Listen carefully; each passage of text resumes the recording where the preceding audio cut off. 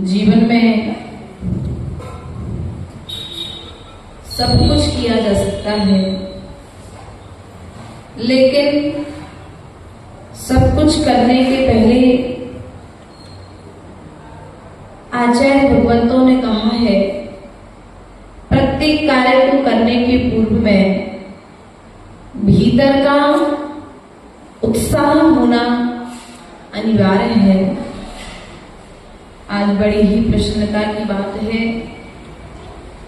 बहुत दिनों से विचार हो रहा था कि मुनिराज के दर्शन करने चलना है, दर्शन करने चलना है, लेकिन आज वह पुण्य का उदय आया, भीतर का उत्साह उछल करके आया और एक निमित्त बना।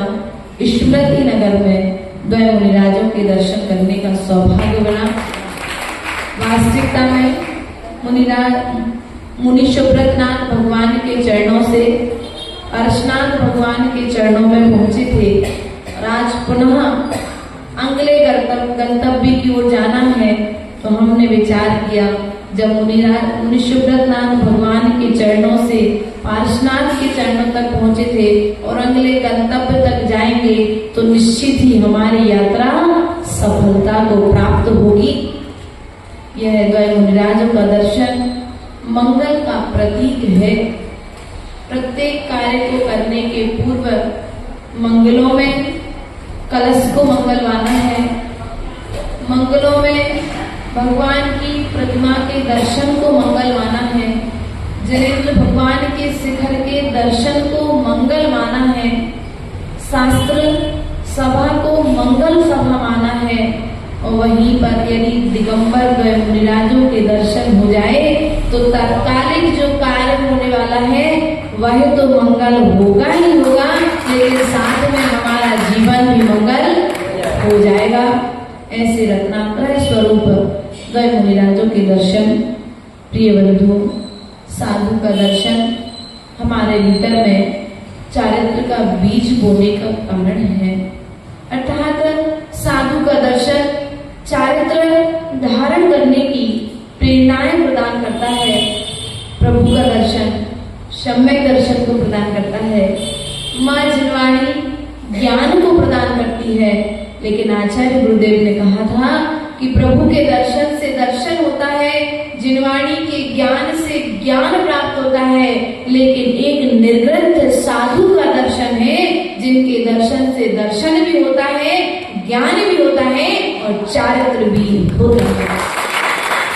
इसलिए ऐसे रत्नात्रय स्वरूप 3 रत्नों के प्रतीक आपके पास में हीरा होगा, पन्ना होगा, लेकिन हमारे पास में ना तो हीरा है और ना पन्ना है, हमारे पास तो रत्नात्रय स्वरूप, यह 3 रत्न स्वरूप रत्नात्रय के प्रतीक साधुओं का दर्शन ही हमारे जीवन को अमूल्य बनाने वाला है।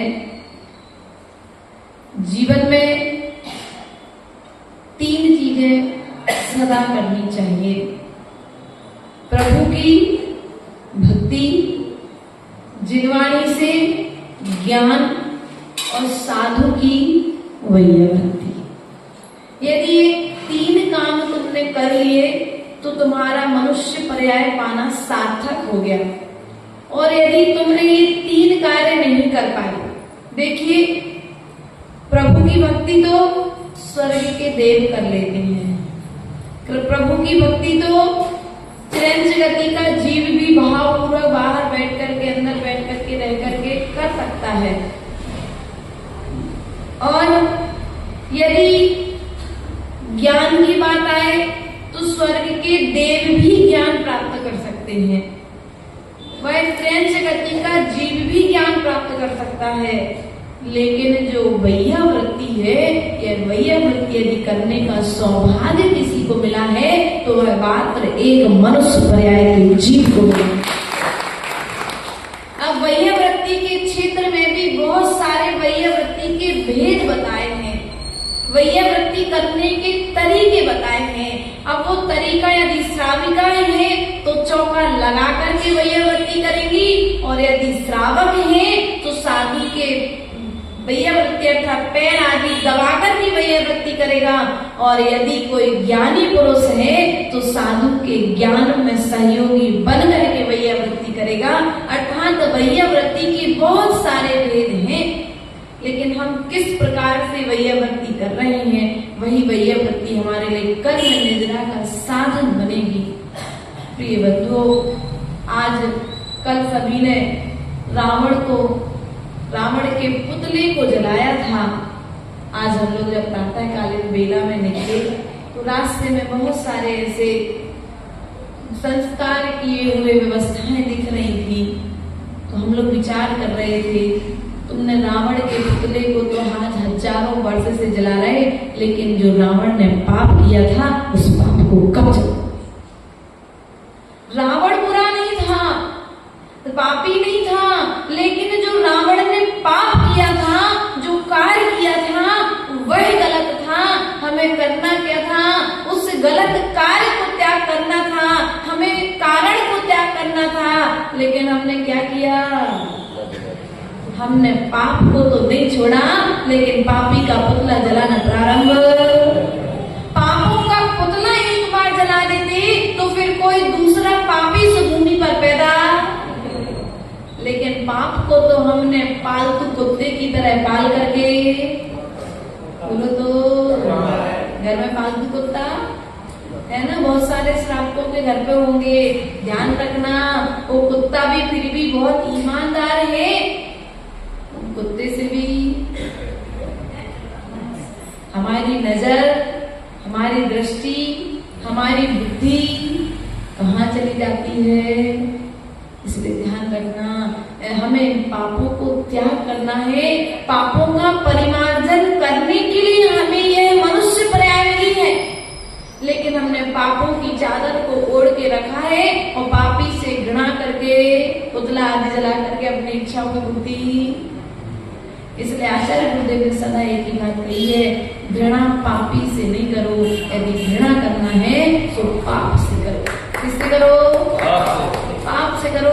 महाराज जी कहेंगे ना तो पापी से घृणा करो और ना पाप से घृणा करो। यदि करना है तो पाप का सीधा त्याग करो। क्या करो भैया? बोलो तो, भूल गए क्या? पाप का क्या करना पड़ेगा?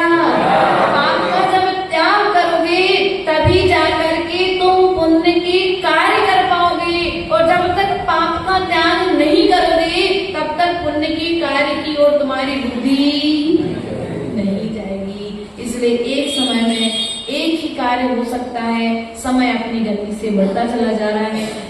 आज के ही दिन आचार्य गुरुदेव ने तिथि के हिसाब से 11 के दिन छिंदवाड़ा नगर में 7 जैनेश्वरी दीक्षाएं प्रदान की थी।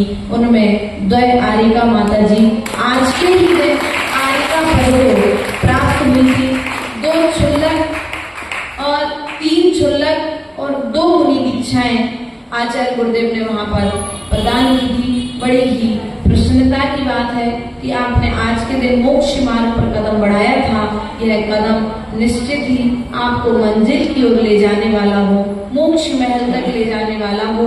इन्हीं भावनाओं के साथ में द्वय मुनिराज के चरणों में नमोस्तु निवेदित करते हुए, द्वय मुनिराज जिनकी आज दीक्षा दिवस है, उनके लिए भी बारंबार इसी मंच से नमोस्तु निवेदित करते हुए, एक मुनिराज जिन्होंने मुनि दीक्षा लेकर के अपना लक्ष्य समाधि आदि को भी प्राप्त कर लिया, ऐसे समसागर महाराज के चरणों में भी परोक्ष रूप से, अब तो वे स्वर्ग में हैं, लेकिन उनकी मुनि मुद्रा अर्थात उस चारित्र को यहीं से नमोस्तु निवेदित करते हुए, द्वय माता जी को वंदनामि निवेदित करते हुए, और जो क्षुल्लक आदि हैं उनके लिए भी सद्भावना प्रेषित करते हैं। आपका मोक्ष मार्ग निरंतर इसी प्रकार से गति प्रदान करता रहे। बोले परम पूज्य आचार्य गुरु एक स्वर्ग विभव सागर जी महाराज की